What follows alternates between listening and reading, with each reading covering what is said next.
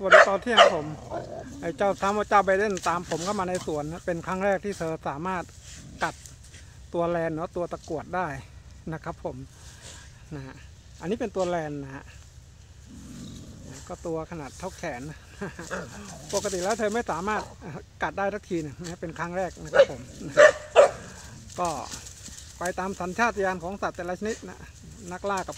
ผู้ล่ากับผู้ถูกล่านะครับผมนะสายบุญก็อย่าดูนะครับผมขออภัยสายบุญครับผมสวัสดีครับ